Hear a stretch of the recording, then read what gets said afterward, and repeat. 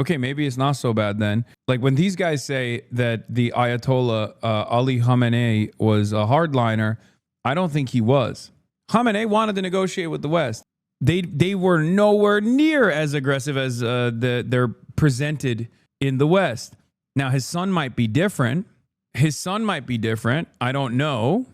Breaking, Israel's now claiming they will try to assassinate the new leader of Iran and murder anyone involved in appointing them. It is impossible to overstate how deranged these people are.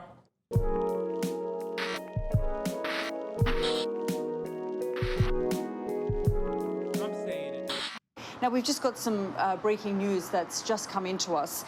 Iran has named the new supreme leader. It will be Mujtaba Khamenei, the son of the slain supreme leader who was killed last Saturday in a... That's right. The Assembly of Experts done did it again, boys. They brought in another Ayatollah Khamenei. I'm not going to lie. I swear to God, the clerics are going to cook this goddamn country again. Look, I'm not... It's their country. I don't know how much, I don't know what Khamenei's son is going to be like. But if he's going to be exactly like Khamenei, Iran is cooked. Okay? Sources Iran have told Iran Wire that Iran's de facto security chief Ali Larijani is opposed to Mojtaba Khamenei becoming the leader. Larijani supports his brother Sadek Larijani, a high-ranking cleric, in fight for leadership. I don't know if this is real or not, but why they lasted this long? Brother, I think the way I look at it is that while Khamenei initially also was a revolutionary figure, he was both very stubborn. He was stubborn in all the worst ways. Too stubborn to either give up on the fucking denuclearization program altogether, which would have been a mistake regardless, and also too stubborn to allow Iran to actually commit to a nuclear program. Stubborn in the worst ways possible when it comes to changes that needed to be made internally at the domestic level to ease on some of these religious restrictions, to ease on some of these restrictions that the people were experiencing. Okay? And then too passive in terms of setting up military deterrence against regional enemies. Like literally always in the middle of all of these issues, and had supreme power and complete control over the country. Continuing along with that legacy will be devastating. What is it, Kasama? Yeah, anyway. The clerics are going to cook the country if they try to like go back to business as usual, because business as usual is what led to this situation, this predicament Iran is in right now. And Iran is literally fighting its way out of this situation. And you feel like there's a very different energy with the way that Iran has been for the last 7 days, as opposed to like pre-Ayatollah, as opposed to pre-Ayatollah assassination. It's because, yes, the IRGC is in control right now.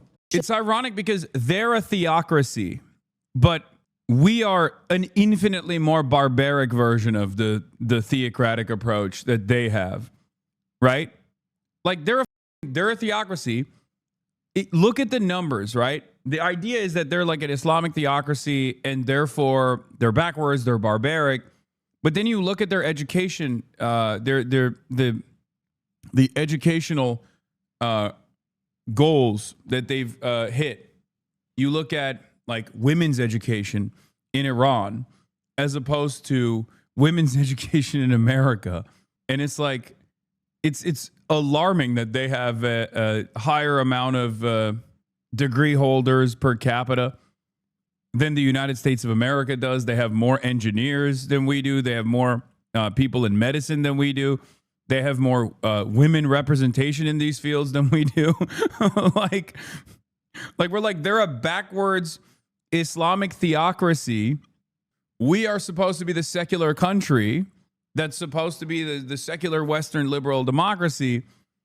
And we can't even hit any of those targets that we have decided showcase prosperity. Because these are targets that we consider to be prosperous.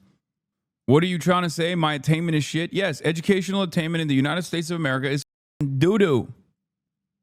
Yeah, when you look at the education of women in Iran, it does make a lot more sense why women demand change in Iran. I know you can't have both of those things at the same time. You can't have access to the internet, deteriorating material conditions, and an incredibly well-educated populace and assume that this shit's not going to blow up. Something's got to give. I'm sorry. It's one of the most understandable things that people demand. Okay? That's one of my major criticisms. Not that it's relevant in this moment, not that it's in any way, shape, or form worthy to even bring up. Yeah. In Iran, women make up over 60% of the university students. In some years, female enrollments peaked 70 to 75%. Approximately 70% of science and engineering graduates in Iran are women. In the United States, women account for 69.5% of total university enrollment. Within STEM fields, women make up roughly 27% of workers and 35% of graduates.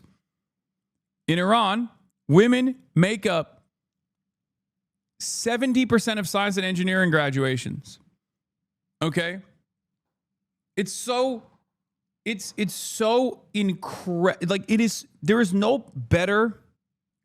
no better way to describe Western arrogance than a bunch of dumbass Americans who couldn't even get a GED thinking, oh, Iran, you know, where they oppress the women.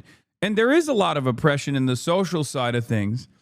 But like, you're an idiot. Like, you think this is like a backwards country that rides camels. And it's like, no, they're an engineering nation. Okay. Is that before or after they cut women in half? Yeah. In Iran, they're making the women engineers and then they're chopping them in half. Israeli-US strike on the capital. Oil futures just opened up. Shit hit $111. GG. Oh, great, dude. That's great. That's fantastic. I mean, what do you say to that? Winning. So much winning. We're going to win so much. We're going to win so much. You're going to say, please, Mr. President, no more winning. And I'll tell you, we're going to keep winning. Tehran. He was killed in his compound, and his son has now been named as the new supreme leader by the Council of Clerics in charge of selecting the new supreme leader. This will be the Islamic Republic's third supreme leader since it came to power in 1979. 56-year-old Mujtaba Khamenei is known to be close to the Revolutionary Guard, who were apparently pushing for him to be the front runner. He is a mid-level cleric who studied... Now I feel like they want the names to sound so similar to confuse the West, bro. Because the first guy is Khomeini, then the second guy is Khamenei, and then now the third guy also Khamenei. It's like, bro, you couldn't throw a different name in the pile? What are we doing? Nah, we just got to stick with the naming convention. It's too difficult. We don't want to etch out the the names in the directory. It's gonna fuck the whole thing up. Brother, you think hamburger cunts see a difference between Persian names? I mean, Khomeini and Khamenei are pretty similar, you know? In seminaries in Qom, and for the past at least 20 years, his name has been... Wait, the third? Like they killed two already? No. Khomeini is the first Ayatollah. At the time, Ali Khamenei is the president. Then when Khomeini passes... Ayatollah Ali Khamenei is selected by the council, just like this selection process took place now amongst clerics, and he is selected as the supreme leader. That's how he becomes Ayatollah Ali Khamenei. Mojtaba is his son. The guy that we just killed on the first day, Ali Khamenei, has well, he has multiple kids, I think, but this is one of his kids, Mojtaba Khamenei. Mojtaba Khamenei is his son. He's also a cleric, a mid-level cleric, which, you know, kind of disrespectful. Why are you saying Khomeini, lol? Wait, what? Because the first... I'm explaining to a chatter floated as the potential replacement to his father. But there was also much discussion and controversy around that because this Islamic Republic is not a hierarchical system. So there was some reservation about Mujtaba Khamenei taking over from his father, but he has now been named as the supreme leader. And in the last few days, when he was believed to be the front runner, the Israeli defense minister I'm gonna keep it a $150. This is nepotism. The supreme leaders, all those. That's nepotism, straight up. I'll say it. I'll say it, bro. They gave him for the name recognition pick. That's what they did. As a potential front runner, or anyone who was named as the supreme leader, would be fair game and would be targeted. And we will get much more reaction. This is a real LeBron James Bronny situation. You know, Bronny Lakers trade. I'm calling flag on the play. We got to get the commissioner involved. Okay? Nobody's gonna respect him. Everyone's gonna say he's a nepo baby. To the naming of Mujtaba Khamenei as the new supreme leader.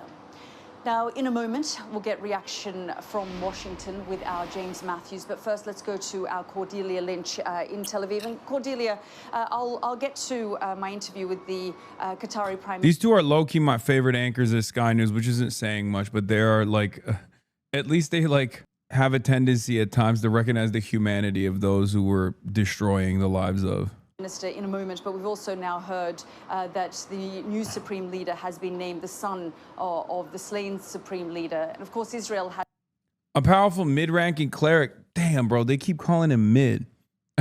Mujtaba Khamenei, 56, has long opposed reformist groups advocating engagement with the West. His close ties to senior clerics and the IRGC, which dominates Iran's security forces and the economy, give him leverage across the state's political and coercive security institutions.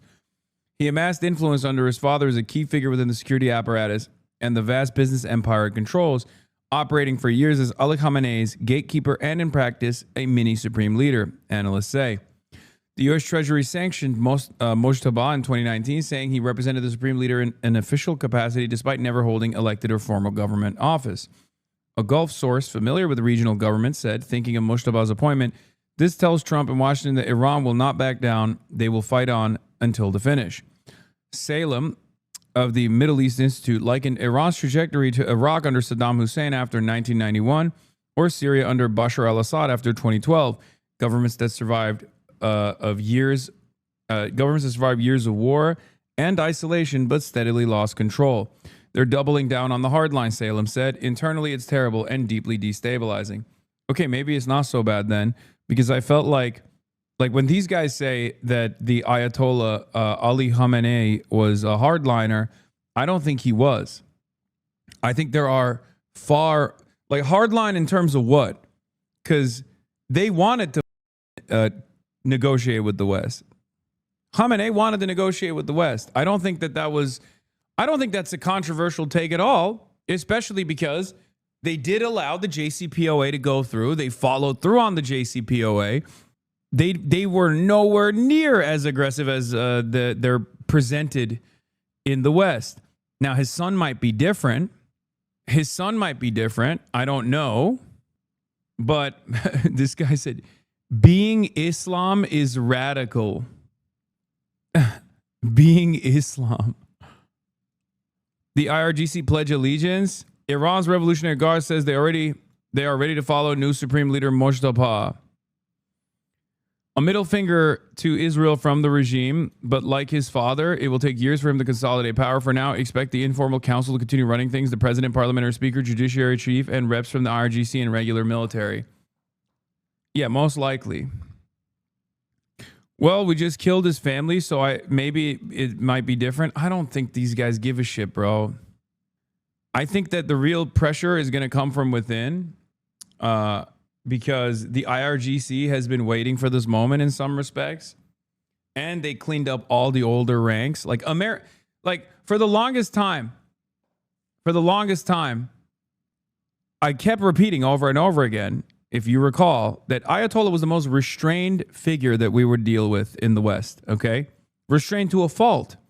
Strategic restraint was the name of the game. I think it caused Western forces to feel far more powerful. It made them think that Iran had no capabilities of withstanding American bombing campaigns. It created a sense of weakness to a fault. It is precisely the reason why the multiple decades long initiative of building a serious axis of resistance fell apart, because one of the major red lines in said axis of resistance, especially in the last decade, was that if Israel actually put boots on the ground in Gaza, that they would pummel Israel. Now look at the amount of weapons they have at their disposal right now. If Syria still existed, as it did post-October 7, and Hezbollah had not been decapitated and diminished, and the Houthis are just still the Houthis, obviously, that doesn't really change that much. And the IRGC still had its Quds forces in both Syria and also in Iraq.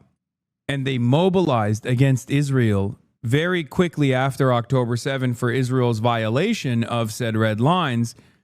You'd be looking at a very different calculation in the region, which is what I think Yahya Sinwar wanted to do. Right? Like that is no, that's not a lot of ifs. That was literally that's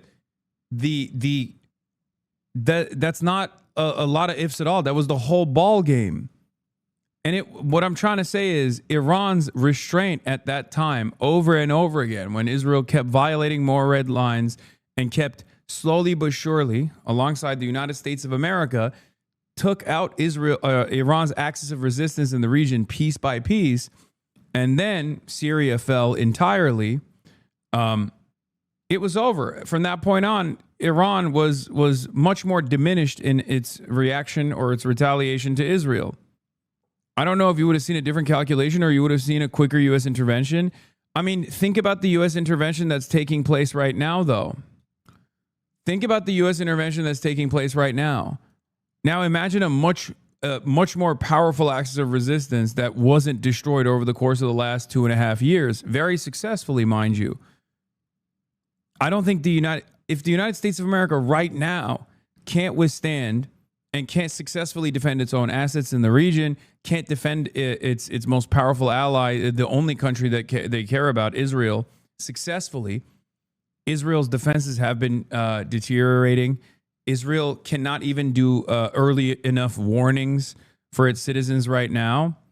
I don't think, like, if they waited a couple months and then they were like, all right, you've gone too far, and they came in and reacted, we'd be looking at a very different calculation, which I think was that was what Yahya Sinwar thought would happen. Wouldn't that make Iran look like the aggressor? Brother, it doesn't matter. Oh, guys, please stop. You place far too much emphasis on how we feel about Iran or the IRGC or Hamas or Israel or Palestine or Palestinians.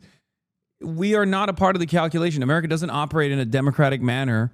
How is this confusing for you? When it comes to foreign policy, there is no democracy. Okay? It doesn't matter. It doesn't matter at all. What are you talking about? Look around. Do you think there's tremendous appetite to blow up Iran right now? No. Has it stopped America one bit? No, it hasn't. If you can recognize that here, and I think you have the capacity to recognize it, I think those guys know it over there too. The only part of this calculation that may be different is, like, maybe the U.S. and Israel would have invaded if Iran had reacted more strongly to 10-7, probably. But once again, my point is, a much weaker Iran with no significant network of resistance is still capable of doing this much damage. Now imagine how much damage Iran could do if it still had the axis of resistance. My point is, Ali Khamenei was incredibly restrained, and that is the reason why Iran is currently getting bombed. Because Iran getting bombed is an inevitability with Israel being in the region. And if it's an inevitability, you got to strike while you have, well, the iron is hot. You got to strike while your opportunity is Like when you have more leverage, you got to strike when you have more assets. You didn't do that, and then they destroyed your capabilities of responding and reacting. You still have tremendous capability, tremendous force projection. But my point simply is, like, I think the calculation would be very different, because America is basically operating not like full force, but pretty close to full force right now. They're slowly but surely going up the escalation ladder, as they would. And boots on the ground is not going to be as successful for the American side as the Americans think it will be. Actually, I suspect that plenty of generals are actually opposed to that as well. That's part of the reason why they haven't done so. Anyway, but the reason why I brought all this up is not so I can get clipped to be like, see, Hasan is like so pro-Iran. He's saying Iran should have retaliated, whatever. The reason why I brought that up is because there was one guy who was against that. There were forces within Iranian military that were for it, certainly.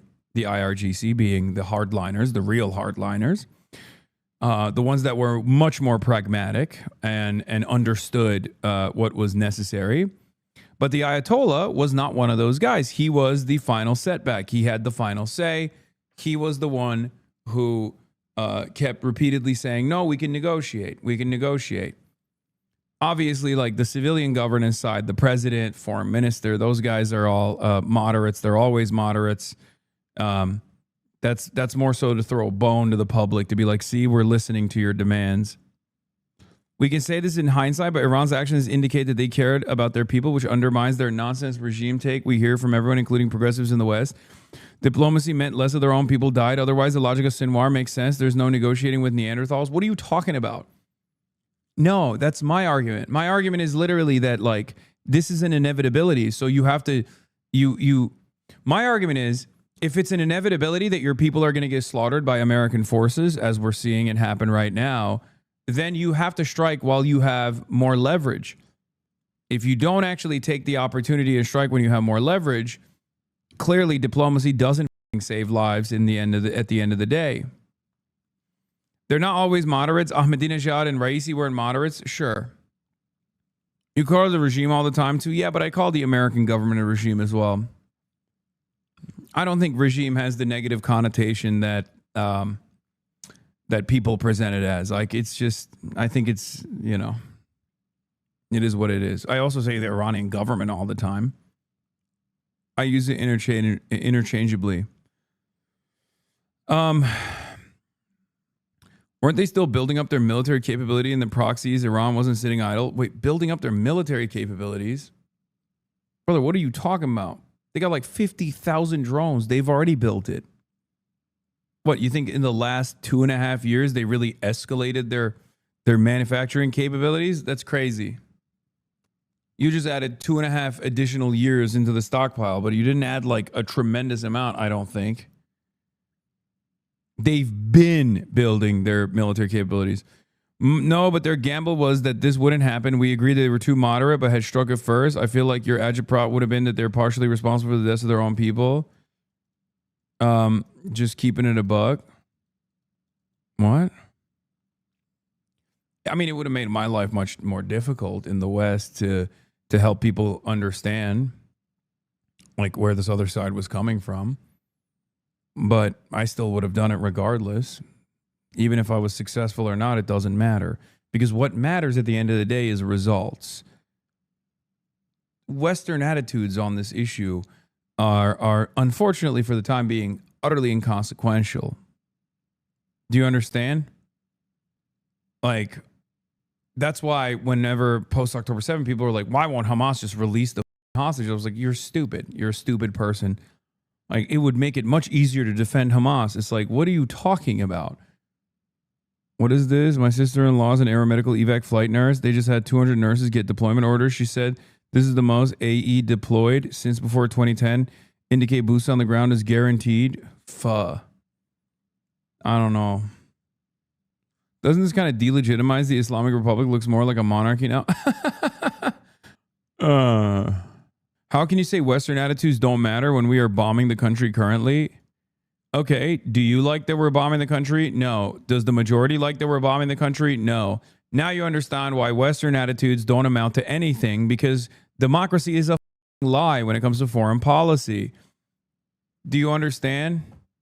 At most, no, but I matter. Okay, well, good luck to you, chatter. If we're talking about states, if we're talking about like state versus states, the politicking and the way that certain states should operate, it's just a totally different ballgame. If you're talking about like how much easier it is to defend a perfect victim, then yeah, sure. Western attitudes matter if and only if they result in political change. Exactly. Will people be thrown out of office based on their foreign policy takes? Don't want to bring up recent drama, but even leftists are eager to cover over NATO supporting warmongering if it comes in the right package. Yeah, I know. But again, it's utterly irrelevant regardless. Whether people are pro-NATO or anti-NATO, it still doesn't fucking matter. Do you see what I'm saying? I mean, you and I agree on this. It only matters if we can actually make this change. It only matters if we can create enough pressure, enough domestic pressure that the administration has to back away. So in some ways, when like my haters or our haters are like, you're doing the bidding of Iran, it's like, it's true. I am. I'm doing the bidding of the Iranian people that don't want to be killed. Okay? Not the Iranian government. It's the Iranian government's bidding as far as the Iranian government cares about making sure that the Iranian people survive. But yeah, I'm anti-war for that reason. I'm anti-war because I don't want to kill Iranian people. I don't want to destabilize this country with 93 million people. I want to reduce harm. I want to avoid harm. I want to stop this senseless bloodshed. Stocks down, oil price up, down no longer 50K.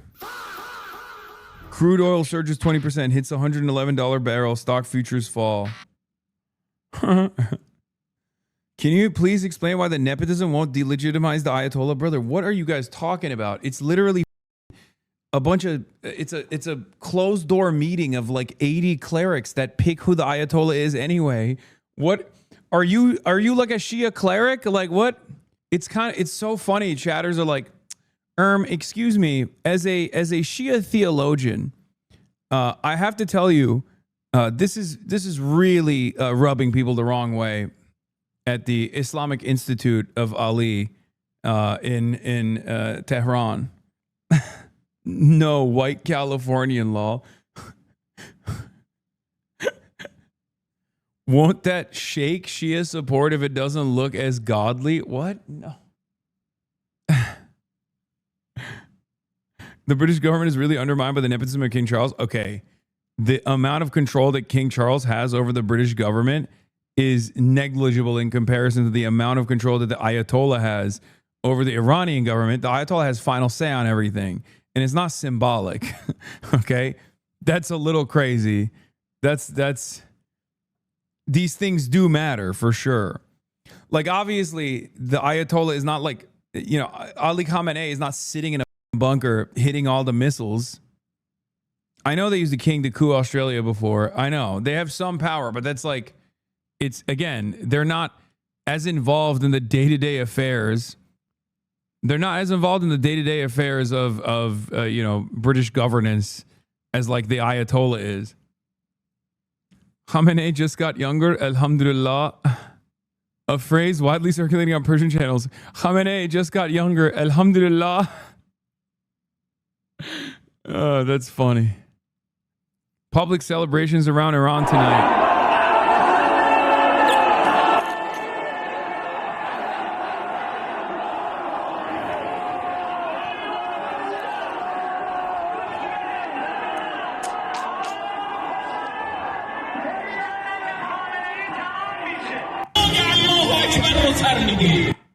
So loud.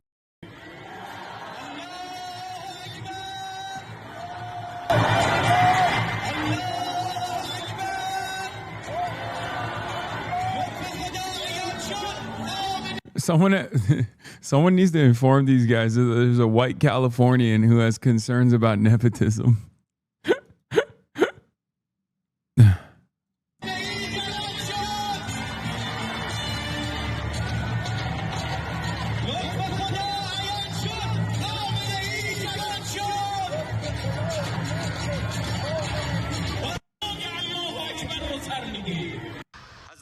آیت الله سید مجتبی حسینی خامنه‌ای حفظه الله به عنوان ولی امر مسلمین جهان و رهبر عالی قدر جمهوری اسلامی ایران تعیین گردیدند. الله اکبر.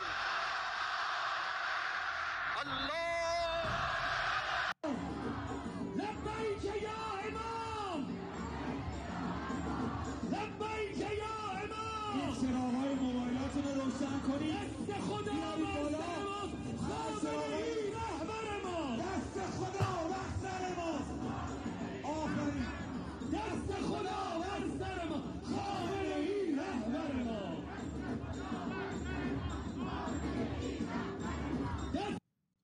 Regime supporters in Iran reacted to the news that Khamenei's son has been chosen as supreme leader. Conveniently, they don't even have to change their chant. Allahu Akbar, Khamenei Rahbar, meaning God is great, Khamenei is the leader. Though it's unclear how long that will last.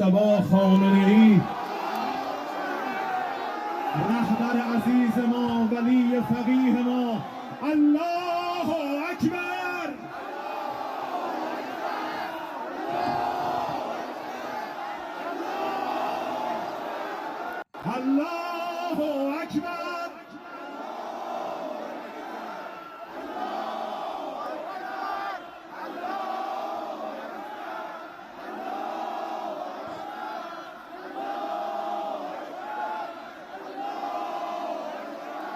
Why would they elect a man on International Women's Day? Don't they think about the optics?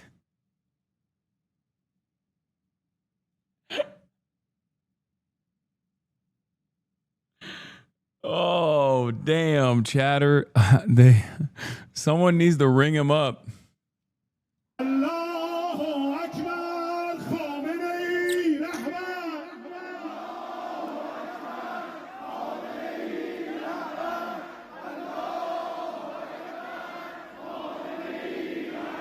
دست خدا بر سر ماست. خامنه‌ای رهبر ما. Meanwhile, Persian hogs in There LA. was also the 150 school girls that were killed. I mean, ultimately, you see this as worth it. Like, yeah, 100%. 100% is worth it. Yes. there was that school in Iran that was bombed, 150 dead. But you see this all as worth it. I mean, you think we should go to the end. Yes, yes, it's worth it, and that's why we are here. We are gonna protest, even if it's. Bro, these guys are my neighbors, dude. It's kind of crazy. Like, they're also super pro-Israel, by the way, which is probably not shocking. You know, reactionaries of all different sorts. You know what I'm saying? They're like, oh, bad policy. I love that. I'm about it. I'm about that lifestyle. Just in, a Patriot missile malfunction over Bahrain and hit a residential area. Right after the news about the oil price surge, reports of Fujairah being targeted. Oh, shit. Bro, I feel bad for Bahrain, bro. That is crazy. They're the ones who are just eating it from both ends now. Jesus Christ. This is old? No, Patriot missiles have misfired before, but Bonzer Berry is pretty on it with this shit.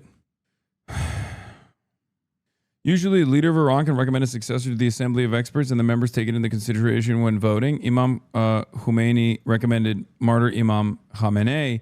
However, Imam Khamenei did not have a recommendation and left the decision completely up to the Assembly of Experts, who independently from all institutions, parties, and figured chose and voted for Sayyid Mujtaba Khamenei. So it's not like his son succeeded him in a monarchy system. He was elected through a complex and thorough voting system. I mean, I don't know if this is, you know, it's not true that Khamenei did not have successors in mind. That's wrong. I mean, that account, take what that account puts out with a grain of salt. Okay, let's just say they're very, very pro. They're a little bit, you know, they're a little bit biased and have gotten things wrong quite a bit. As a matter of fact, they kept repeatedly saying that the Ayatollah was not dead, that Ali Khamenei was not dead for like the entire day. He was like, "Oh, my cousin told me," you know. Like, he's wrong. I know he's wrong. Khamenei put forth 3 suggestions because he said like, oh, he didn't put any suggestions before his passing. That's wrong. He did. And he didn't even do it this time around. He did it in the 12-Day War. Before the 12-Day War, Ayatollah Ali Khamenei got together with the council and gave them his 3 suggestions for who could be a successor. Mojtaba's selection comes against his own father's statements and actions in life, against hereditary succession as a concept. Yeah, I don't know if his son was one of the 3. But what I'm saying is wrong is he gave 3 suggestions. They were private, obviously. We don't know whose suggestions are. Having apparently once intervened in the Assembly of Experts years ago to shut down consideration of at least one of his sons as a future leader on this basis. America forced the hands of clerics choosing Khamenei's son from an AJ analyst. This kind of act of defiance, telling the Americans and Israelis you wanted to get rid of our system, well, in your face. This is a more radical person than his father who was assassinated, said Rami Hori, a political analyst at the American University of Beirut. Yeah, I mean, I don't know. I don't have enough opinion on this. I'll be honest. Guys, I don't know.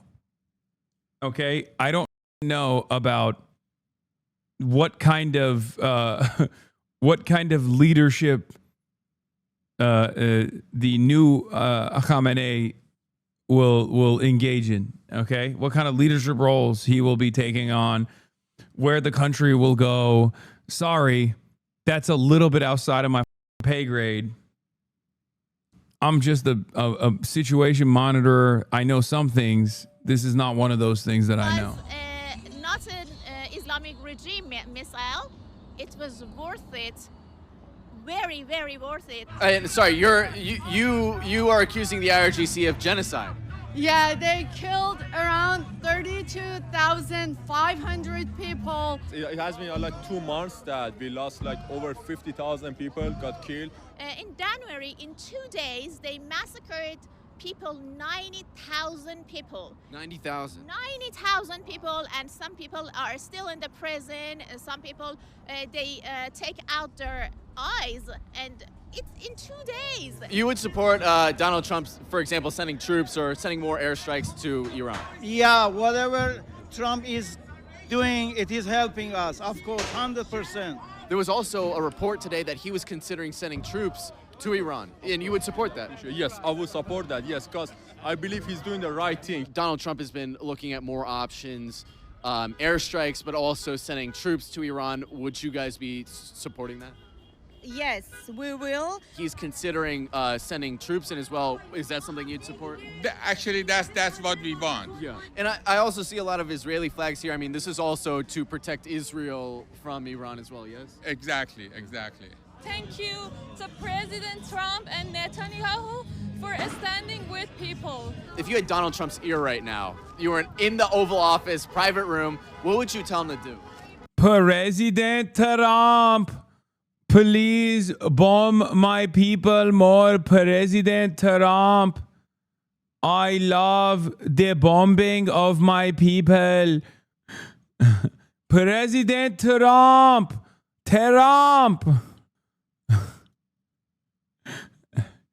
Standing with Israel. Please finish the job. Just finish it, whatever it takes. Honestly, I haven't been back to my country over 20 years. I'm not planning to go back. This is my country now. America is my country. And I know this is the best for Americans and for Iranians in Iran. You're not planning on going back to? No. And thank you, President Trump. You are my brother. You are my father. You are everything for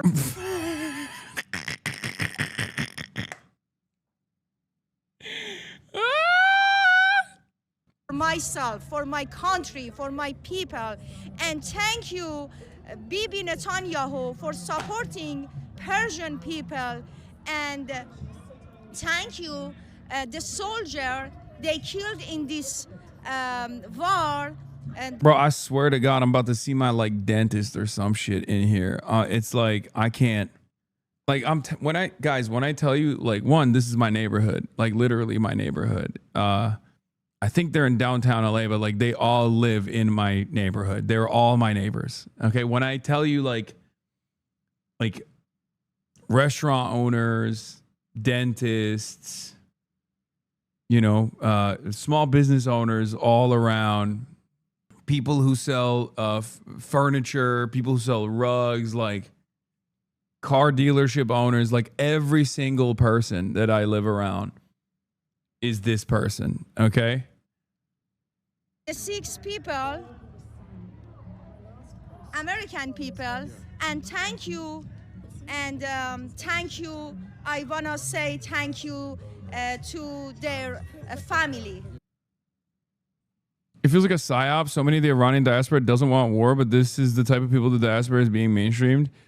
So, no, this is Gray Zone. Gray Zone is just making a point about how silly the diaspora is. But, like, the thing is, even before this, the diaspora is not this bad. Okay? The diaspora is not this bad. Like, the majority of the diaspora still doesn't want bombing to take place, no matter how much they hate the Ayatollah.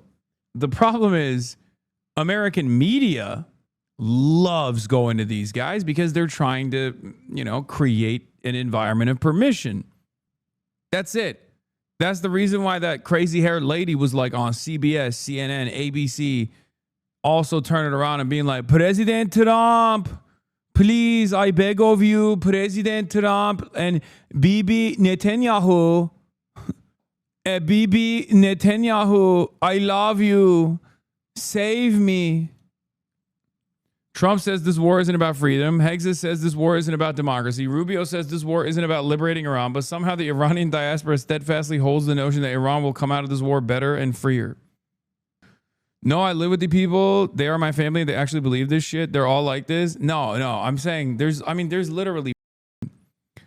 polling on it. It just, people get polled on this stuff. The diaspora Iranians get polled on whether they think like American bombing campaigns are good or bad. And they were polled after the 12-day war, and 56% of Iranians in diaspora said no. Also, those guys don't want democracy either. They just want the Shah. Like, that's the other side of the story. They don't want democracy. They want the Shah. Some believe the Shah will bring about liberal democracy. They're delusional. But those guys, they just want the Shah. They're extra delusional. Sina Tusi says, as I said days ago, senior fellow at CI Policy, Center for International Policy, the other good think tank, for the record. Mojtaba Khamenei becoming supreme leader once seemed highly unlikely. His selection now appears largely in response to the assassination of his father and family, a defiant message to U.S. and Israel. But it's also a major gamble by Islamic Republic's deep state. Until recently, Mojtaba was a long shot, practically no public profile, deeply divisive where known, and closely associated with the security hardliners. His selection reinforces that the Islamic Republic system is now willing to cross previous restraints and taboos, even at cost of further alienating society and sidelining its own centrist and reformist wings. For years, Mojtaba was seen as an unlikely successor precisely because dynastic succession risked undermining the system's revolutionary legitimacy. Even his father had reportedly ruled out his son succeeding him. For the regime's radicalized base, another Khamenei may feel like continuity and toughness. For most of Iranian society, it offers little. It also raises the stakes of Iran's future trajectory, potentially pushing the system further towards a North Korea-style model, nuclear weapons, tighter security rule, and a revolutionary state that increasingly resembles a hereditary monarchy. Okay. California Chatter vindicated? No, he's not talking about... No, California Chatter was talking about the like legitimacy as far as the base. No, the base loves this shit. And the people who don't like the Ayatollah anyway also don't give a shit because they hate the Ayatollah. This just makes it even less likely that they will be on board with the Ayatollah. Diaspora talk stealing your jokes. Hello guys, we are not Muslim, we are white. We are not brown. We are not brown, Kazi. Yeah, we are not brown. We are Persian. I am Persian. I am not Muslim. I hate Muslim. I am Persian. We are Iranian people. We love Tehran. We love Israel. We like Israel us. The Islamic Republic's base appears elated tonight at the announcement of Mojtaba's ascension, likely in part because they know this is the outcome Trump is most unhappy about. A more moderate successor would almost certainly have been framed as a regime bending under pressure.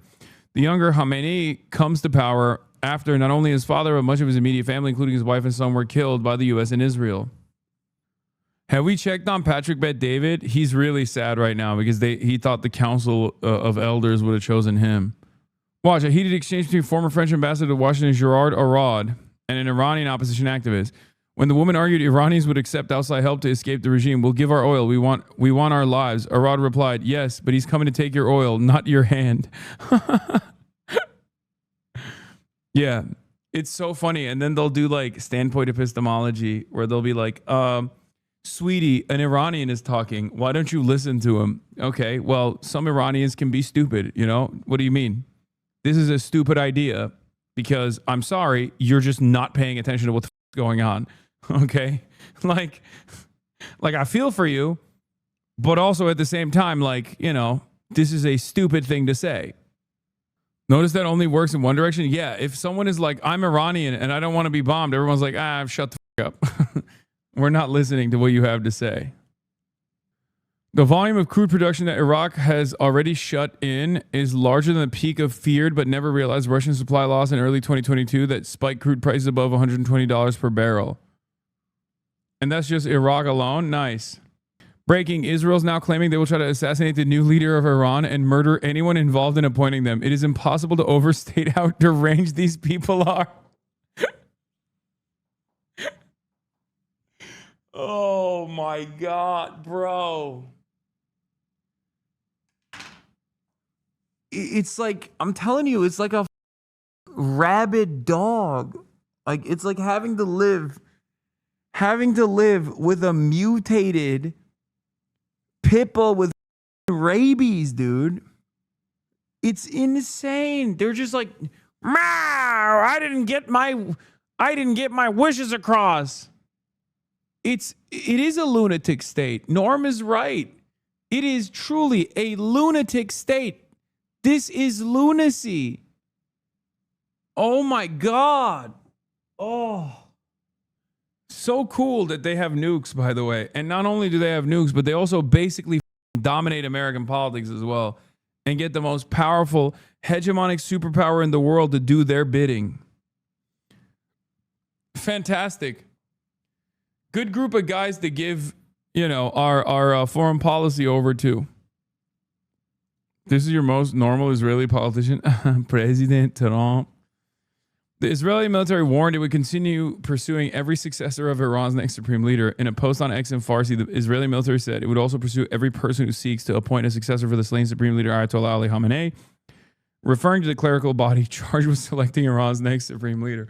It truly is like an unstoppable force meets an immovable object. Like, Iran's like, okay, f you. And Israel's like, we're going to keep killing you. We're going to kill you extra hard. We're going to kill you dead. Uh-oh. Trump saw the oil prices. Wait, Trump now says $100 barrel oil is a very small price to pay and calls anyone who disagrees a fool. Short-term oil prices, which will drop rapidly when the destruction of the Iran nuclear threat is over, is a very small price to pay for USA. Oh, they are dumb. Oh, they're stupid. Oh, they're this stupid. I can't believe it. It's unbelievable. Oh my God. He truly is JD Pond. He truly is JD Pondon. It's not even a joke. He wants the suburbs to scream. He wants to kill every American Treatlerite. He said permanent first world genocide. It's crazy. Nah, this is the one area where the hogs and hogettes will not play around. Okay? They suck his dick on everything. This is the one area where I don't think they're gonna like that. That's why he kept saying over and over again, but the price of gas is so low. The price of gas is so low. Don't you love it, folks? Well, now the price of gas is not so low. He wants the Treatlerites to scream in the suburbs. Midterms over. If they even happen in November, he's a dumbass. I mean, yeah. We'll see how much the cult pour more at the pump, since this was the only thing he could point to whenever people brought up affordability. It's an incredible thing to say. It's an incredible thing to say that you're going to war your sons and daughters are going to die for Israel, that's one thing. Americans are cattle. That stuff happens over there. It's not my problem, right? But it's an entirely separate thing to say you're going to pay extra. You're going to pay $15. You're going to pay European style prices for oil, and you're going to like it, and it's all because of Israel. I don't think the base will appreciate that.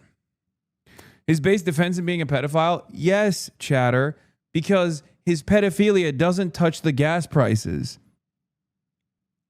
There's two areas where the base is like a little shaky. Affordability is a major issue, and Epstein files. This makes the affordability situation completely untenable. Hassan needs to see this chat is insane. Yes, I saw it. I saw it. Thank you. Thank you. They're not, for the record, they're not Sig Heiling. I know you want to say that, but like, no, the Iranians do that. It's like a thing that Iranians do. It's not actually a Sig Heil. Okay. I mean, they're Nazis, but they're not Sig Heiling. Like, when I watch this, I'm like, no, they're Nazis, but not because they're Sig Heiling. They're Nazis because they're saying, thank you, Trump. Thank you, Bibi Netanyahu. Seamus's take on this: I don't think we deserve rights. I'm going to be real. Thank you. Thank you. Thank you. Thank you. Thank you. Thank you. Thank you. Thank you. Thank you.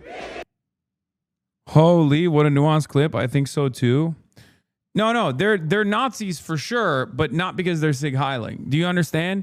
They're Nazis because they're supporting Bibi Netanyahu and they're supporting Donald Trump. They're not actually Sig Heiling though. Like Iranians do that. Don't do that thing where like Westerners always do this thing where they're like, oh, these guys are Sig Heiling. They do it with like the Yemeni too. Like it's like, I don't know what it is, but it's a thing that people do. It has nothing to do with like Adolf Hitler. Even the Ayatollah defenders were doing that in their celebrations, if you notice, like in the crowd. Oh, brother. Said anyone named as the supreme leader is fair game and could be and may be targeted. That's right. It was an expected choice. It is one of a hereditary choice, which has come as a Yeah, people in Mexico raised their hand that way too. Surprise to some, but it provides them some level of continuity. It also gives them a clear path, a clear direction of travel, signaling the days, the months, the years ahead, because there has... Chatter just said, what do you think about Persepolis? I'm not taking that bait. Are you kidding me? Go back to Twitter. There's been a lot of disruption and confusion about some of the messaging coming out of Iran. So I think this now certainly draws the line under that discussion. But as you say, Israel has made it clear that there will be a mark on any successors back, stating their intentions clearly as they continue their heavy bombardment of Iran. So on. All right, and we want. Remember, there are a lot of hardline conservative Jewish Iranian Americans, Iranian Canadians, and Iranian Europeans in these crowds. They're like Mark Levin, but speak Farsi. Yeah. All the pro-regime Iranian Jews still live in Iran. I want to bring you some breaking news now. We have word that the new supreme leader has been announced, and that will be Moshtaba Khamenei. That is the supreme leader's son. Joining us now to talk more about this is Ali Hashim, who has extensively covered Iran and has been following this leadership selection process very closely. Ali, what can you tell us about what we can expect now that the supreme leader has been named? Well, now, first of all, that Moshtaba Khamenei has been announced officially as Iran's third supreme leader. This is the end of a chapter and the beginning of a new chapter at the time of war. So Moshtaba Khamenei is now supposed to lead the country in the time of war. Of course, this election would have a lot of controversy given the fact that he is... They're announcing it like it's the Pope. I mean, it kind of is. It's not like completely the Pope, but yeah. Succeeding his father. There are going to be accusations of family succession. You know, the Islamic revolution came in 1979 to end the monarchy. So this is going to be one of the issues that he will face as an accusation. Yet he will have to lead the country at a very difficult time. There are security threats to him. The United States, Israel, both are threatening to kill him, just like they did with his father. So there is going to be a lot of challenges facing him, first of all, to lead the country in the time of war, and at the same time to make sure to bring together the Iranians at the time when they are already divided. You know, just a few weeks ago there were protests in the country, so it's going to be a really very heavy challenge for him. Do we know much about who he is? I mean, we obviously know who his father is, we know who his family is, but do we know much about him, what he stands for, and what he could stand for going forward, given that we are in extraordinary circumstances? Wait, this guy also fought in the Iraq War? I guess it makes sense. His dad did too. I guess most people in power did. I mean, Arakshi, the guy that you guys all call handsome, the foreign minister, he also fought in the Iraq War. The other dude, oh, he was 17. Okay, that makes sense. Yeah. The guy, Sayed Mohammed Morandi, I think that's his name, right? Like, he also fought in the Iraq War. He got gassed. Yeah, they had hella child soldiers in the Iraq War. Well, Mujtaba Khamenei comes from the school of theology that is known to be, I mean, it's described as a hardline school. It's, he adopts the positions of his father with respect to the United States, with respect to Israel. So we are expecting a confrontational leader. We're not expecting any moderation. We're not expecting any negotiation-seeking leader. However, if this... Yeah, Morandi moved from the U.S. to Iran in 1970 and fought as a child soldier in the Iran-Iraq War, yeah. He still has his photos from back then on his Twitter profile. It's like... War comes to an end, and he is still alive, and he is able to continue running the country.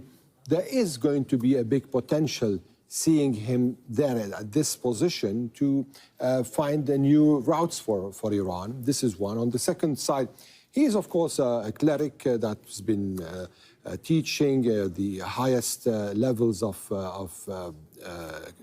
religious studies. And at the same time, he is well connected within the country. He's been described as a shadow influencer in the country. And over here, I'm talking about political influence. Right. So he has very good connections with the IRGC, very good connections with the security body of the country. So these other branches of the country will know who they're about to be dealing with? They know him very well because he used to be his father's gatekeeper. And any coordination with other power bases or centers in the country used to be through him. So he knows very well the country. He knows very well how things are run in the country.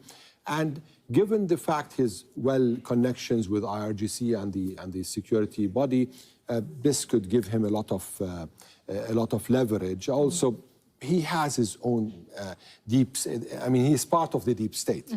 So he used to influence political changes in the country, and he is well aware of what's going on around him. So given the fact he is coming to succeed from the position of someone who knew how the situation is, he is a continuation of his father's reign for 37 years. We'll see another Khamenei coming to power. However, we're seeing a younger Khamenei, probably with also some new ideas. He's not a copy of his father, but the influence may be there still. We've never heard him talking. Right. We've never seen him except in some very rare pictures. So we are yet to hear from him, and we are yet to see how he is going to deal with the new status quo. I mean, his country is in the middle of war. How is he going to deal in the situation of war? How is he going to emerge from this war? These are all going to kind of define his own leadership. And given that we haven't seen him speak publicly, that we don't know much about maybe which track he is going to take, for people who may have been thinking that potentially a new supreme leader could be a route to diplomacy, a route to opening those diplomatic channels, in your estimation, is that likely to be the case? Well, for now, no. This is a confrontational leader. He comes on, I mean, his father's blood was just shed a few days ago, 10 days ago. So he holds this legacy, he carries this legacy, the legacy of his father's blood. So he's the son of the martyr in the eyes of the revolution. And this is part of the legacy, or let me say legitimacy, that he is, or his team is trying to present him within. So he's the son of the martyr who came to take the revenge for the martyr. This is the revolutionary Iran's point, let me say, perspective. Now, how is he going to be received by others? Because inside Iran, of course, there's going to be a pushback. There's going to be those who are going to criticize this selection or this election, because some of them will believe, especially within the other parties under the Islamic Republic, they're going to see this as changing the pillars of the republic and changing the pillars of the revolution that came in 1979. So there's many things to watch. I want to bring Mohammed Val back in from Tehran for us, because Mohammed, one of the things that we've been talking about is how Israel has been saying that they will be looking out for who is named the next supreme leader, that person is in danger, that person is in their sights. And so, like, my attitude is, maybe I'm wrong on this, but my attitude is, it's just the hardliners anyway. They have their support, they have their base of support, and it kind of feels like they've given up on having like a unification pick, like having a unifying pick. It's not like Khamenei was unifying the public regardless. I mean, he was, by the end, he was, there were a lot of people who were very frustrated with him, to say the least. So I think this is just moving in that same direction. So the base loves it, and they only care about the base. So that's it. But we'll see. We'll see how he moves. so are the people who elected this new supreme leader. Especially because, like, that's like domestic policy. That is not something that is relevant right now, right? It's not relevant at all, because the country is going to be unified regardless currently, because America's blowing it up. I wonder, how do you think they're going to be able to secure him, and what kind of danger he'll be under as of right now that his name's been announced? Right, that's a very big question here in Iran, and also the election of Mujtaba Khamenei is clearly an act of defiance on the part of the Iranian leadership here, because he's the man President Trump mentioned in name, saying that he's a lightweight, and he's in the position now that Israel has threatened to kill him anyways. So, I mean, it's really a precarious situation for the new supreme leader, and probably the delay in announcing his name has to do with preparations to make sure that he's safe. We don't know how that is going to be done, but we know that the Israelis just 2 nights ago sent 50 aircraft and dropped 100 bombs, according to what they said, on a location that was, they said a bunker that was to be used by the late Khamenei, but he didn't have time to go into it, and that they had information that probably some of the leaders were hiding. There's something very funny about the way that, like, Israeli society operates, like Israeli military operates, where they genuinely think that, like, if you do a decapitation strike, like, it's over. And I don't know why they have this attitude. It's just like, they already killed Ali Khamenei. It didn't work. So it's very funny to think that they are probably going to try to assassinate him as well. And if they do that, that's just going to piss Iranian society off further, right? In that bunker the night the raid took place. So the Israelis are really... it may be projection. Really? Projection? You think... What do you think would happen if Benjamin Netanyahu got assassinated? You think Israeli society would go, oh, we're saved? No, they would get extra mad. to think that it would be very, like, obviously we're not talking about how we would feel in that situation. We're talking about Israeli society, right? Nothing changes. Serious in their threats. The Americans also are going to be unhappy, according to what we heard from President Trump. Here, the message by the Iranians is that this is an act, a decision that is an act of defiance. The Iranians are not listening to foreign recommendations or foreign control of their country. The country is independent. Iran selects its own leaders according to its own constitution. And also on the part of the new supreme leader himself, it's an act of... Bernie couldn't call it Netanyahu's war anymore? Yeah, that would be sad for Bernie. What would he say then? Potential sacrifice. He knows the probable consequences of his election, and he has chosen to go ahead and assume this role. We understand that as per the Iranian political traditions and constitution, the supreme leader in waiting does not present his own candidacy for that. He does not suggest himself. So he must have been chosen by others, but he also has to consent to that. And that is the situation now. The new supreme leader has been announced. It's an act of defiance. He knows the consequences, and the country is bracing for probable assassination also, but the Iranians are defiant. And Ali Mohammed makes a very good point that, number one, there's no evidence that the American president had any hand in making this selection as he wanted to do. And two, obviously, Khamenei will know now that there is a big target on his back. But I wonder how you think people in Iran, on the streets of Tehran, will react when they hear this news. Well, they're already hearing now. So, as I told you, there is going to be a lot of controversy when it comes to this selection. There are those who are going to embrace it, given the fact that Mujtaba Khamenei is now positioned as the son of the martyr and also the father of a martyr, because his daughter was killed in the attack, his wife was killed in the attack, his sister was killed in the attack, his mother was killed in the attack, and his father also. So he comes from this family. This is easier for the system in Iran to push forward Khamenei's name, Mujtaba Khamenei's name, because he holds all this baggage with him. And given the fact this is an Islamic system, and mainly it's the Shia side of Islam that is built upon martyrdom, so this could help him a lot in proving himself at the time of war.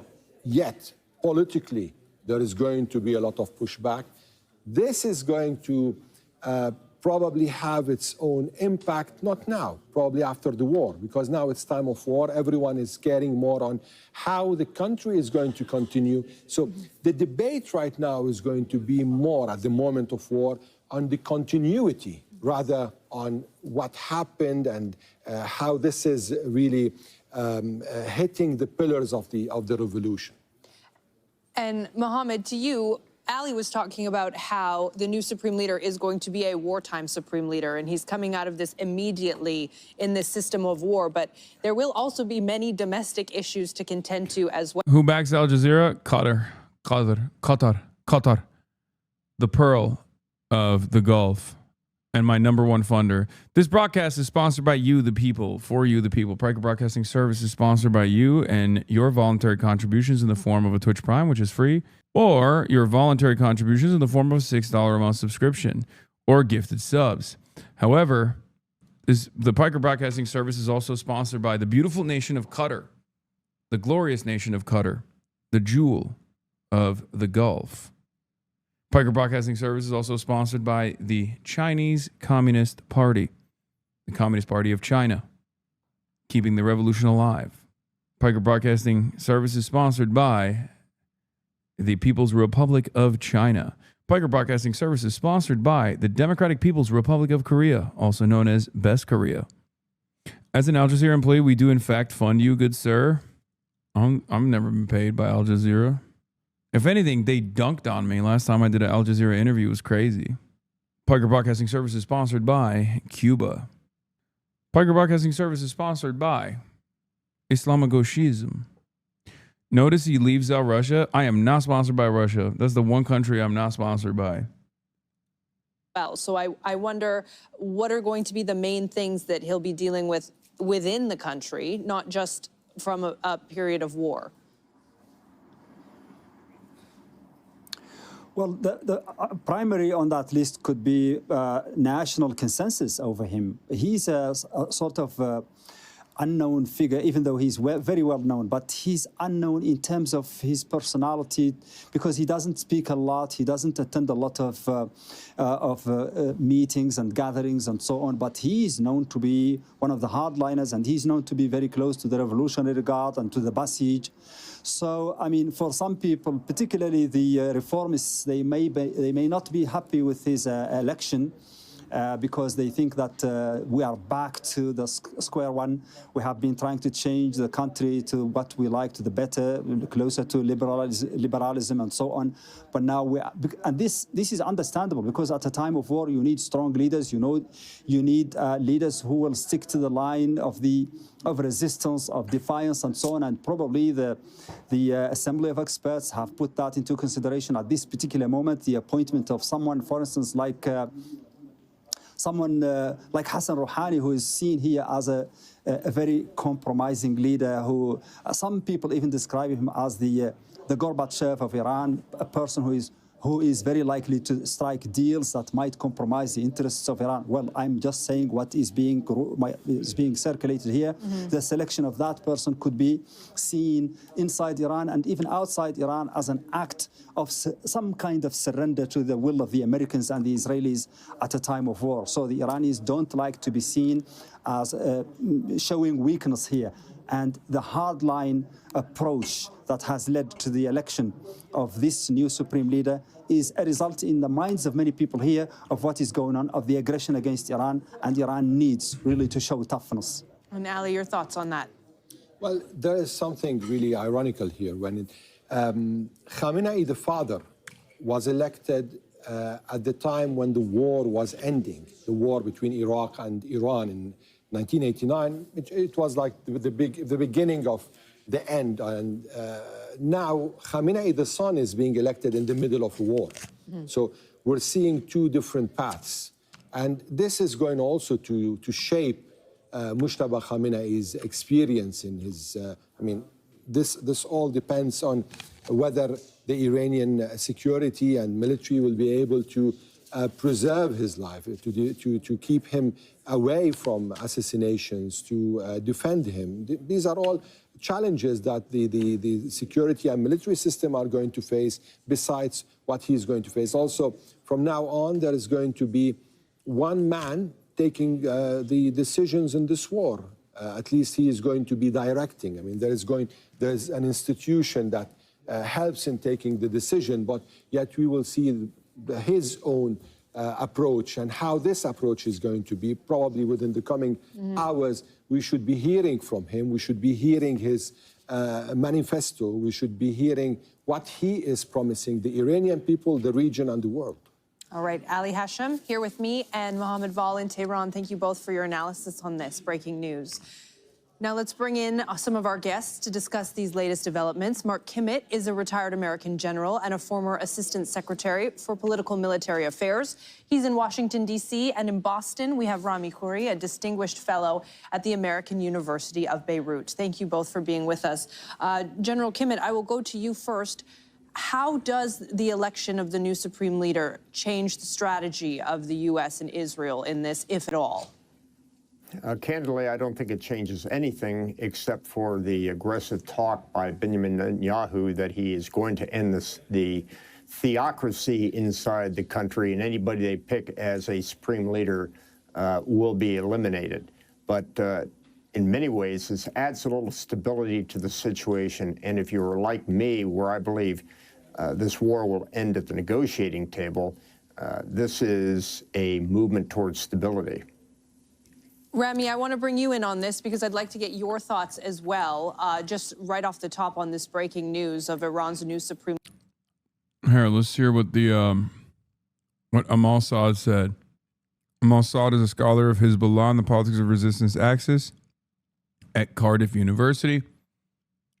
Also, it says the election of Mojtaba Khamenei as supreme leader was not merely an act of defiance of the U.S., but an affirmation of sovereignty whose meaning is inseparable from the conditions under which it occurred.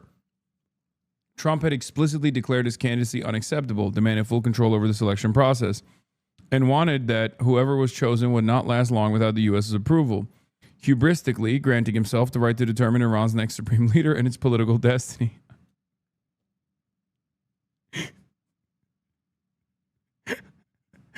I think that's so funny that he's... I'm just imagining him sitting with the council of clerics. Like, he was like, no, I get to pick it. It's so funny. It's so stupid. It's so American.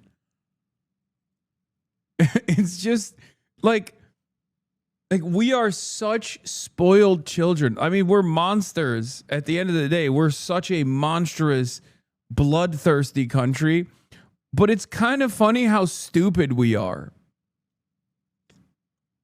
Like, he literally is just like, oh, I got one in Venezuela, gonna do it again. Like, that's what...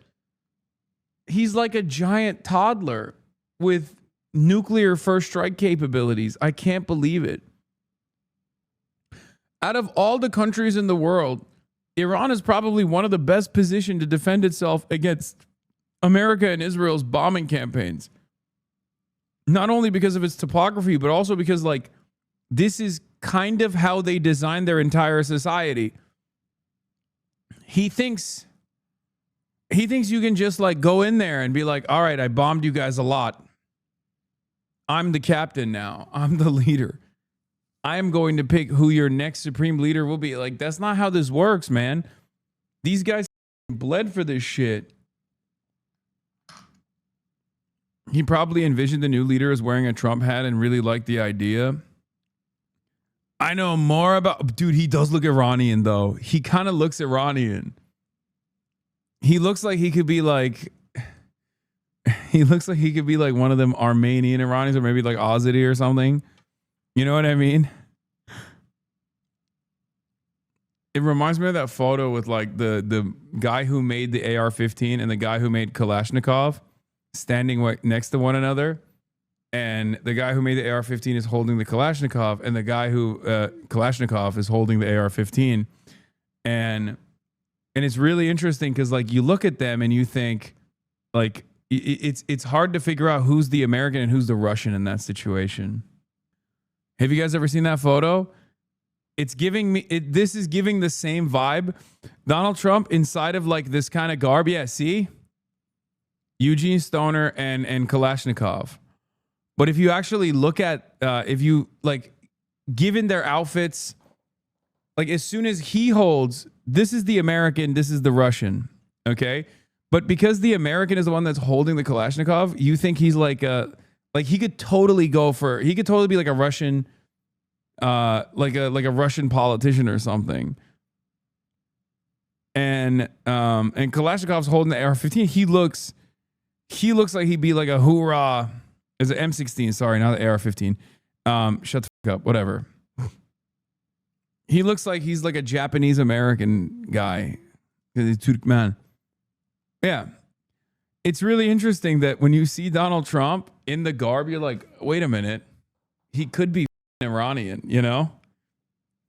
I know more about the assembly of experts than practically anybody. Many people are saying, sir, you would be the greatest member of the assembly anyone's ever had. My uncle, Dawood, brilliant scholar, was on the assembly for years, and he'd look at me. I was young, very sharp, sharper than the mullahs. And he'd say, Donald, you know the Quran like nothing I've ever seen.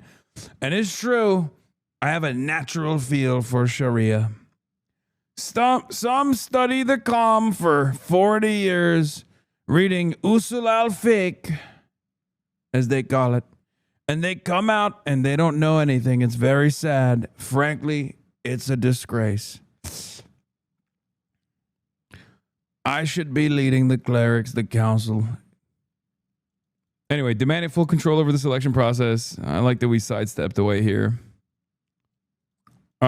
Hubristically granting himself the right to determine Iran's next supreme leader and his political destiny, Israel went further, threatening to kill any successor and any member of the assembly of experts who participated in the selection. The Islamic Republic proceeded nonetheless, moving through its constitutional process under existential military pressure.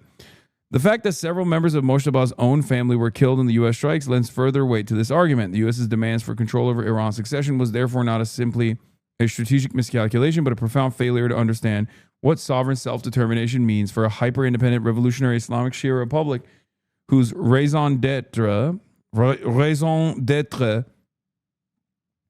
has always been the pursuit of sovereignty against precisely this kind of imperial power. Exactly.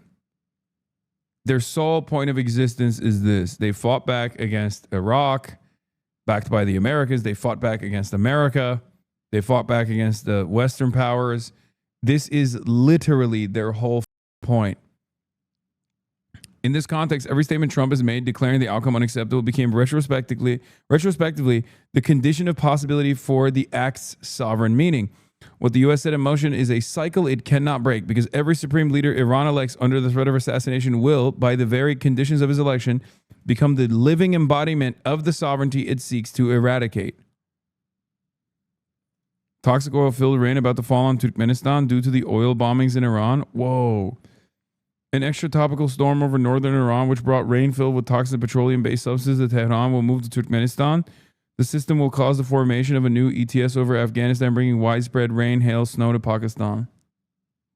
What did Larijani say? Ayatollah Syed Mojtaba Khamenei has been nurtured in the leadership seminary. Inshallah, his presence will be source for goodness and blessings. With the teachings he has learned from his esteemed father, he can guide the country. Our wish is that during the leadership of Ayatollah Syed Mojtaba Khamenei, Iran will be placed on a path of development.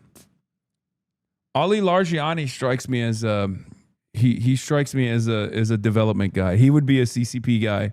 Why did the OG Khamenei look white? Brother, why do I look white? It's literally the same reason. It's actually pretty ironic that all the Persians, I am Persian, I am not Arab, I am Persian, literally do not look as white as you know, Ali Khamenei did. Because Khamenei was Azeri. Yeah, this is where Caucasian people were invented by Dr. Yaqub. He's white for an amazing reason. The Talmudic Turk. What a name, dude.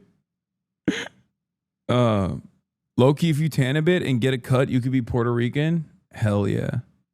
Yeah, Larijani is super white.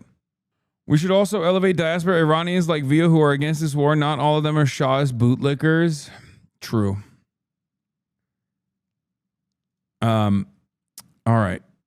A shipping CEO with tankers near the Strait of Hormuz used two words a few hours ago about need for the U.S. to immediately, urgently open the strait.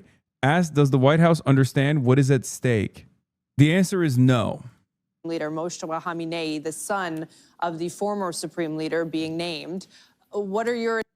Donald Trump already gave an answer to that question. Okay? He already gave an answer to that question. He literally said, short-term oil prices, which will drop rapidly when the destruction of Iran nuclear threat is over, is a very small price to pay for the USA and world safety and peace. This is literally the worst argument he could present. Okay? You want to know who also presented this argument? Brandon. And at that point, it wasn't Brandon that had invaded Russia. It was Russia that had invaded Ukraine. And Brandon came out and was like, well, we got to defend Ukraine. There's going to be a price shock here. Okay? But we got to do it to defend the global order. We got to do it to defend NATO. We got to do it to defend our allies. We got to do it to, you know, engage in force projection.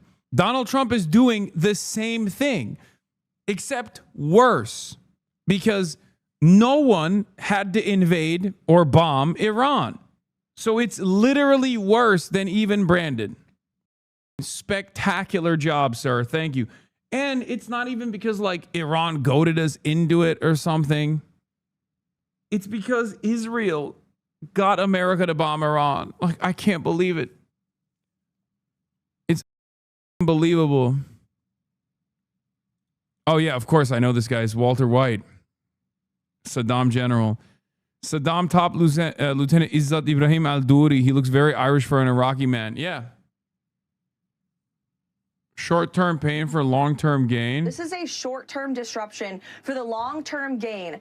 Short-term pain for the long-term gain. Short-term pain be for long-term gain. We're going to have some short-term pain with long-term gain. Short-term pay for a long-term gain. Some short-term pain, yes, but we've got some long-term gain. Short-term spike for a long-term gain. Some short-term pain for American consumers. We may have to deal with that in the short term. Short-term and temporary. Temporary short-term pain. It's going to suck in the short term. Some short-term pain. Short-term pain. We have to focus on the short term. Short-term. Short-term. Short-term. Short-term and long-term. Short-term. Hopefully this is a short-term pain. Short-term is highly outweighed of the long-term benefits. Some short-term pain for the long-term gain. Short-term sacrifice for a long-term gain. Incredible.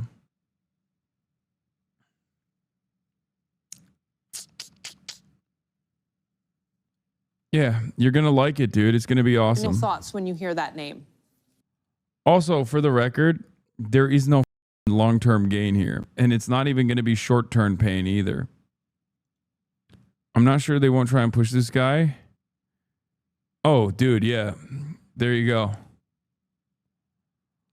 Reza Pahlavi. Reza Pahlavi.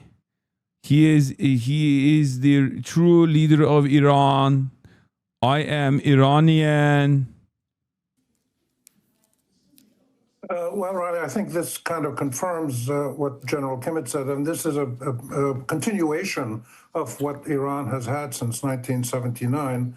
This is the Wilayat al-Faqih, the ruling system, with clerical rule under a supreme leader, with the addition of the IGRC, the Republican Guard, the National Republican Guard, Revolutionary Guards.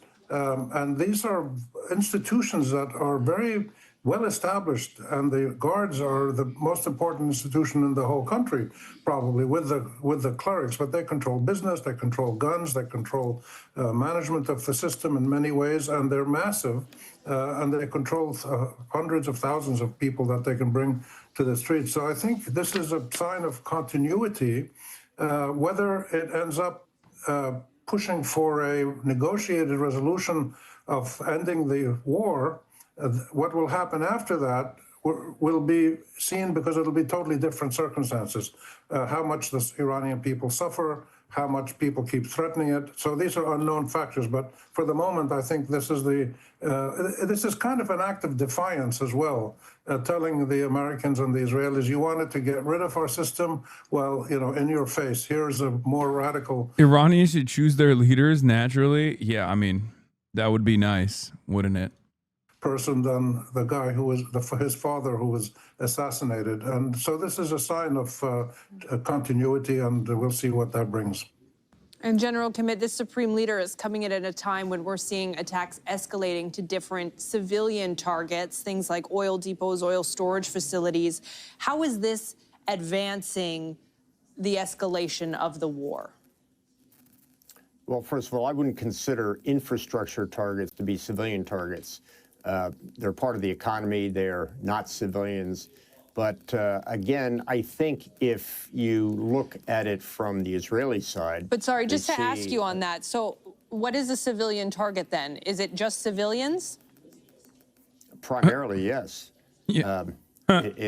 Civilian military facilities, civilian, just generally human beings, as opposed to structures. Now, going back to your question about Mujtaba, I think there's going to be a dispute inside the Israeli-U.S. discussions about how do we react to this. Again, as somebody who thinks that Strait of Hormuz closed, biggest anthropogenic disaster possibly since Chernobyl. Global wars and instability is considered now by economists as stagflation. Job loss in February, 92K in USA. Oil up 38% in a week. Crypto and stocks dipped very hard Friday. Something is coming. It's already here. It's already here. It's not coming. It's here already. Civilian military facility. When he says civilian military facility, he means like Bossage, and he means like the police buildings and shit. He means like IRGC, not IRGC, but like That's what he's talking about. I mean, it sounds stupid when he says it, but that's what he's trying to say. Negotiations. He's talking about like Bossage headquarters. Negotiations that the Iranians have to come into, already providing concessions. This can't happen unless you have a supreme leader make those decisions. And with the stability that a new supreme leader brings, no matter how much you don't like him, at least we might be able to move the process forward. Do you think that that's likely to happen? Well, again, Rami knows this much better than I do, but the sensing is that he is closer to the hardliners than the clerics. The clerics did not want a dynasty and are against a dynastic control of the supreme leader's position. But given his hardliner positions, this sort of complements, for example, the bringing back of Vahidi, who founded the Iranian Revolutionary Guards Corps, dusted him off and put him back in to head the IRGC when his predecessor was disposed of. So I don't think you can make any declarative, definitive statements right now. I think we're going to have to wait a few days. Hasan Reaction is one of the best ones in the React channel.